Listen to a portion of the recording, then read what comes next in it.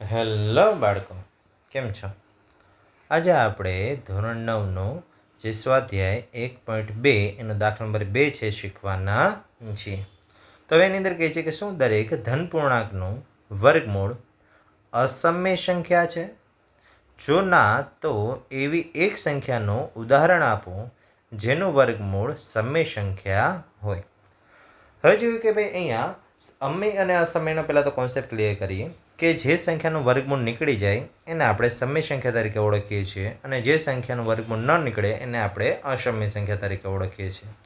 ચલો, તો હવે અહીંયા શું કહે છે તો કે અહીંયા આપણને એવું કહે છે કે બધી જ જે ધન સંખ્યાઓ છે એ બધી જ ધન સંખ્યાઓનું જો આપણે વર્ગમૂળ કરીએ તો એ બધી જ અસમય સંખ્યા થાય. ધારો કે ધન સંખ્યાઓ કઈ કઈ છે તો કે 1, 2, 3, 4, 5થી લઈને અનંત સુધી આ બધી જ છે એ ધન સંખ્યાઓ છે. હવે અહીંયા એવું કહે છે કે ભાઈ આ બધાનું વર્ગમૂળ કરો. ચલો, વર્ગમૂળ 1, વર્ગમૂળ 2, વર્ગમૂળ 3, વર્ગમૂળ 4, વર્ગમૂળ 5 આ બધાનું વર્ગમૂળ કરીએ તો આ બધી જ અસમય સંખ્યા થાય.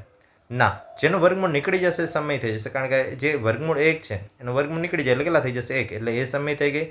2, 3 અસમય સંખ્યા, પછી વર્ગમૂળ 4 એનું વર્ગમૂળ નીકળી જાય કેટલો થશે 2, એટલે જે વર્ગમૂળ 4 છે શું થઈ જાય તો કે એ સમય સંખ્યા છે થઈ જશે. સેમ એ રીતે આગળ વર્ગમૂળ 9નું વર્ગમૂળ નીકળી જશે 3 થશે, વર્ગમૂળ 16નું વર્ગમૂળ 4 થશે.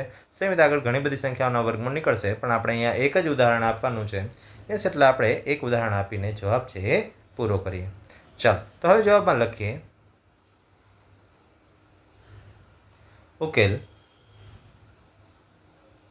એની અંદર ના દરેક ધન સંખ્યાનું ધન પૂર્ણાંકનું વર્ગમૂળ અસમય સંખ્યા નથી. અસમય સંખ્યા નથી. જે સંખ્યાનું વર્ગમૂળ નીકળી જાય છે અથવા તો દૂર કરી શકાય છે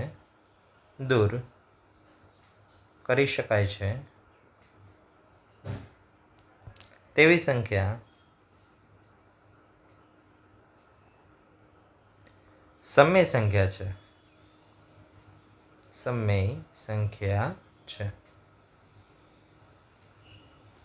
હવે અહીંયા ઉદાહરણ આપી દઈએ કે ઉદાહરણ તરીકે વર્ગમૂળ 1, વર્ગમૂળ 4, વર્ગમૂળ 9 અને વર્ગમૂળ 16 આ તો ઘણી બધી સંખ્યા જે આપણે લઈ શકીએ જે સમય સંખ્યા છે. શા માટે સમય સંખ્યા કીધી? કારણ કે એનું વર્ગમૂળ છે એ નીકળી જાય છે. એટલે અહીંયા બીજો દાખલો છે એ પૂરો થયો. થેન્ક યુ બાળકો. મળીએ નેક્સ્ટ વિડીયોમાં નેક્સ્ટ દાખલા સાથે.